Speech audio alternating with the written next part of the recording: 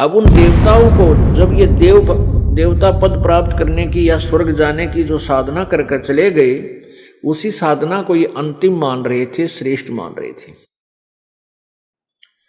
तो वहां जाने के बाद फिर इनको याद आता है कि वेदों में लिखा है, क्योंकि जिन ऋषि महर्षियों ने वेदों अनुसार साधना की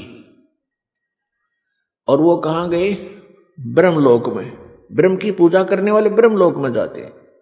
और गीता जी अध्याय नंबर 8 के श्लोक नंबर 16 में लिखा है कि ब्रह्मलोक पर्यंत भी सभी आवागमन में है, जन्म और मृत्यु के अंदर है।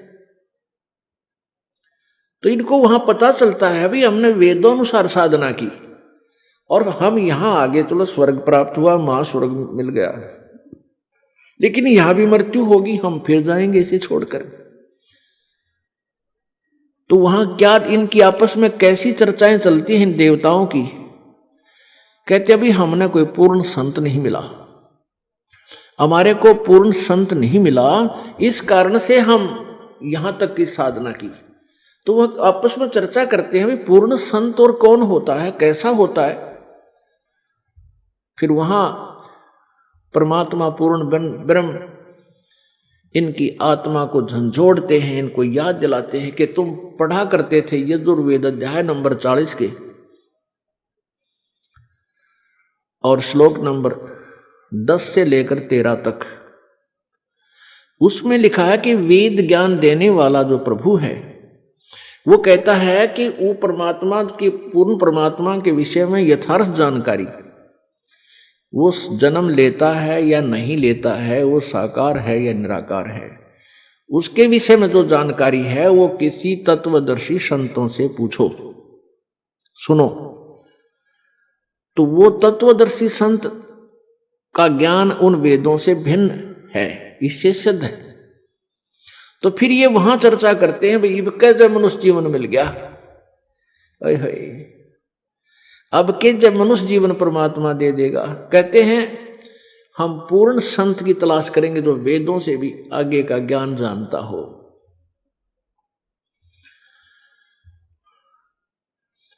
अब परमात्मा अपनी सच्चिदानंद घन की वाणी में 5वें वेद में कहते हैं इस देही को देवालोचे तू नर क्यों उकलाता। जैसे कई व्यक्ति दुखी हो जाते हैं अपने प्रारब्ध के पापों से, संकट के ऊपर संकट, संकट के ऊपर संकट आ रहा है, तो वो क्या दुखी होकर के क्या धारणा करते हैं, हे भगवान आत्महत्या कर लो। इसके विषय में परमेश्वर अपनी वाणी में कहते हैं इस देही को और देवता लोचे तू नर क्यों उकलाता। इस मनुष्य शरीर को तो देवता भी तरस रहे हैं जो तुझे प्राप्त हुआ है, और तू इसने क्यों उकलाता है, यानी इसने क्यों छक लिया। अब इससे दुखी होकर तू इसको नाश करने जा रहा है, इससे अच्छा कोई संत तलाश कर, भक्ति कर, पूर्ण संत की खोज कर। अब यहां इन जालिमों ने क्या जुल्म कर रखा है, ये नकली संतों ने, ये असली संत तक जाने नहीं देते। जगह जगह इन ठगों ने अपनी दुकानें खोल ली, ना इनको कैखे का पता, ना भगवान का पता, ना भक्ति का ज्ञान, और लंबे चौड़े आश्रम बना लिए और ऐसी मार्मिक बातें लिख दी। सचखंड की सड़क, वो तरह का जो सचखंड, सतलोक की सड़क माने सीधा रास्ता, पक्की, जिसमें कोई बाधा ना हो। तो श्रद्धालु तो फिर जाएगा भाई, जिसको रोग है, जिसको चाह है परमात्मा की, वहां जा फंसे नकलियां के पास। पूर्ण मोक्ष मार्ग इसी आश्रम में प्राप्त होता है। इस तरह के पता नहीं कितने संत बने हुए हैं। तो ये सबसे बड़ा काल का जाल है, ये नकली संतों का होना। तो कहने का भाव ये है कि देवता भी इस मानव शरीर को तड़फ रहे होते हैं कि कभी मानव शरीर मिले, पूर्ण संत खोज करूं और भक्ति करूं। जैसे आप हाथी को देखते हो, हाथी ऐसे सिर मारता चलता है। अब हाथी को नेक्स्ट जीवन, अगला जीवन दिखाई देता है, कि इसके बाद मैं के बनूंगा, गधा बनूंगा या कुत्ता बनूंगा या सुअर बनूंगा या मानव बनूंगा। तो सिर मारता चलता है। किस समय सिर मारता है? जब वो पकड़ दिया जाता है, जब वो किसी मनुष्य के काबू आ जाता है, उसके ऊपर बैठ के इतना लंबा छुरा लेकर अंकुश लेकर बैठ जाता है, उसका सीधा ठोकर बकवाद करता है, तो तब वो सिर मारता चलता है। नो खड़ा खड़ा भी सिर मारता रहता है। अब वो ये सोचता है वह बड़ा फंसा है,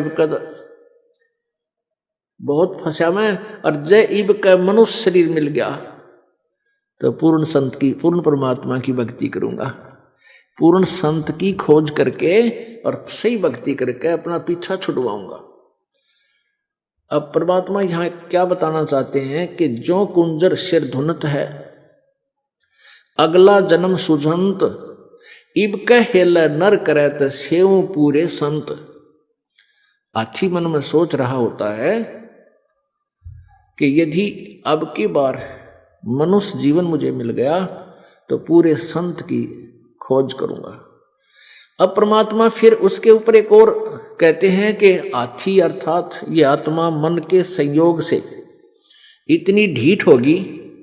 हाथी के विषय में कहते हैं कि हाथी तभी तक सिर पटक रहा है, धुन रहा है, जब तक यो बंद में आ गया और मनमानी इसको मस्ती नहीं कर पा रहा, इसलिए ये भगवान याद कर रहा है। और ईब छोड़ दे इसने, अब इसको खोल दे यहां से और जंगल की तरफ कर दे। कति भगवान याद ना करे, उड़ा खावा केड़े के पेड़ा नर मार मस्ती फुर फुर नहावर ठाठ करे नरी को बिद करे, कति सर नहीं धोने ना इसका याद आवा भगवान, हालांकि इसको पता भी है।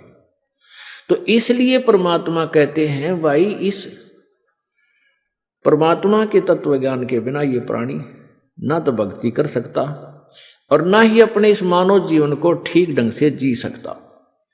इसमें कोरी को बद करेगा। थोड़ा सा कोई राजपद प्राप्त हो गया, कोई बड़ा सा अधिकारी बन गया तो धरती तोलन न हो जा, मंत्री मुख्यमंत्री प्रधानमंत्री राष्ट्रपति बन जाए तो पता ना क्या सोच बैठा है, और भूल जाता उसमें कि तू इंसान भी है, तू जीव भी है। तो ये जो चौंध लावा है, ये काल लगावा है, ये भूल जो डालता है, ये काल लगाता है कि ताकि ये नरे कर्म फोड़ ले अपने और पापों की गठड़ी बांध ले। क्योंकि अच्छी आत्माएं पूर्व जन्म की होती हैं, वो ही कोई उच्च पद अच्छा धन प्राप्त करती हैं। तो वो अच्छी आत्माओं से नरे पाप करवा कर उनको नीच आत्मा बनवा देगा। और जो दुखी हैं वह तो पिछले, जो गरीब हैं, रोगी कोडी हैं, वो तो पिछले जन्म के पहले ही पाप नरे इकट्ठे कर रखे। तो पुण्यात्माओं, तत्व ज्ञान से हमें ये जानकारी होगी कि पूर्ण संत हमें मिला है, उनसे हम भक्ति लेकर साधना, सत साधना करें और मर्यादा में रहेंगे तो हमारे पाप कर्मों से आने वाले प्रारब्ध के जो कष्ट हैं वो पाप भी कट के हमें सुख होगा। यानी आप पर आने वाली आपदाएं संकट भी दूर होंगे, आप निर्धन भी नहीं रहोगे, आप धनी बन जाओगे। एक तो आप यहाँ के भौतिक सुख के, भौतिक धन के धनी बनोगे और आध्यात्मिक धन के भी आप धनी बनोगे। आप दोनों ही धनी इस परमात्मा की सत्य साधना से। कौन से परमात्मा की? उस पूर्ण